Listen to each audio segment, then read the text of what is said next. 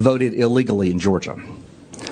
66,248 underage and therefore ineligible people to illegally register to vote before their 17th birthday, when the law requires 17 and a half years old. At least 2,423 individuals to vote who were not listed as registered. 1,043 individuals to cast ballots who had illegally registered to vote using a post office box. 4,926 individuals voted in Georgia who had registered to vote after their Georgia voter registration date, thereby canceling their Georgia voter registration. 10,315 or more individuals to vote who are deceased by the time of the election. 395 individuals to vote in Georgia who had cast ballots in another state, which is illegal in both states. 15,700 individuals to vote in Georgia who had filed a national change of address with the United States Postal Service prior to November 3rd, 2020.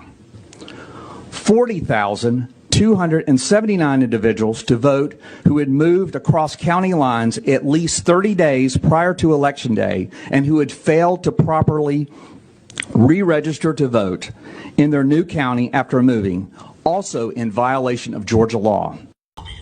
Have to do whatever it takes, and if that means changing your address for the next 2 months, so be it.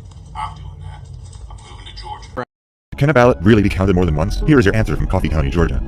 Can you stand a ballot more than once? I've just done it. I'm talking about if you just, Yeah. just keep saying. I just kept counting that same. I just scanned the same batches that y'all just voted. I never got any more until that one. I don't know why they approve such a system. Ruby allegedly posted this later on social media. Of course, the mainstream media calls this misinformation, and most references to these videos have been deleted from internet search results. She was recently arrested for election fraud in Texas because of overwhelming video evidence incriminating herself that she was harvesting ballots for pay. We've been compensated to get votes for either Biden. How many votes do you think you can deliver for us? At least 5,000. And what are we looking at as far as how much that's going to cost? For the entire team that I'm looking at 55,000. So $55,000 for 5,000 votes out to get either Biden. If not more, I'm not going to overpromise, because remember, we're 16 days till election day. There's cybersecurity evidence in the question of whether Dominion voting machines were tampered with over internet connections. Signed affidavits under oath from cybersecurity experts indicate that Dominion voter systems and Edison Research were using an unencrypted VPN with login credentials that were easily accessible and used by foreign adversaries to monitor and manipulate votes. The IP addresses into the Edison Research host service went in both directions, meaning that not only were China and Iran and other countries accessing the servers, but also Edison Research was communicating back to these adversaries. We issued a directive this morning to collect any ballots we find in mailboxes, collection boxes, just outgoing mail in general, separate them at the end of the day so that they could hand stamp them with the previous day's date. Today is November 4th, for clarification. So 8 p.m. election day, November 3rd. The Court of Appeals ruled ballots have to be received by that time.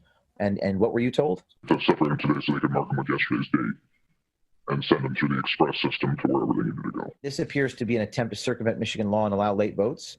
And you said there was a hamper where letter carriers were supposed to leave their ballots. Where are the ballots now? They were putting them into express bags to go to the distribution center.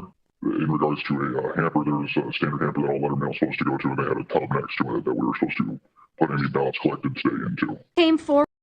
If all this wasn't enough, in Antrim County, ballots were counted for Democrats that were meant for Republicans, causing a 6,000 vote swing against our candidates.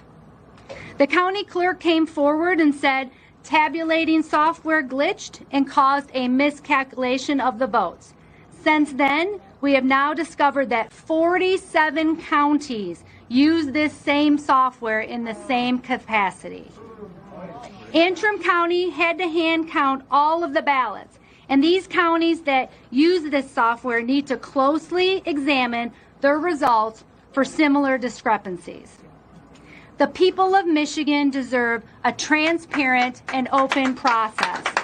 What you're about to see is the single most egregious real-time example of electronic vote fraud maybe ever captured, and it occurred live on CNN. I would ask anyone watching this video to rip it, re-upload it, share it, tweet it, and email it to CNN and to anyone on President Trump's team. The mainstream media and big tech continue to claim there is no evidence of vote or election fraud in this election, and that's because they are co-conspirators in this treason. This is an interview between L. Todd Wood and voter fraud researcher Russell Ramsland, and below this video I will leave a link to the full interview so you can hear many more examples of electronic vote fraud captured by Russell Ramsland. This is some amazing video that you're seeing from CNN election night. And I want to go back and show you a little bit about this clip. First, I want to explain what's happening in this clip. What's happening in this clip is this is the live feed from Clarity Elections coming through the Associated Desk or Decision Desk HQ. So this is the live feed. You're seeing the database that Clarity has as it gets updated with votes, okay? And right now, oh, and this little ribbon at the bottom, this is generated by CNN. And they update this a second after they get the update from Clarity up here.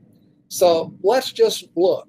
Right now, Andy Beshear, who is the guy that upset Matt Bevin, the governor at the time, Andy Beshear has 673,948 votes.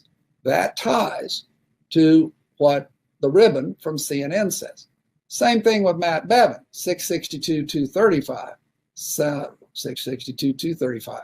Now, let me take you through, and real quick, I'm going to run it again. You're going to see, if you're watching just this gold, you're going to see a flash update, and then this guy's face fills the page, and then I'm going to show you what you really missed. So here we go. Watch the gold. The update's coming. Boom, there it updates, and now here's this guy. Now let me show you what you missed. We're going to drag this back frame by frame. And so here we are before the update, and now I'm going to start walking you forward. Watch the gold. Here comes the update from Clarity. Boom. There it is.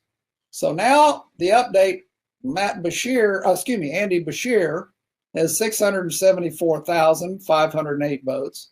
And look down below, Andy Beshear had 673,948. They haven't had a chance to update the ribbon because this is in split seconds we're looking now.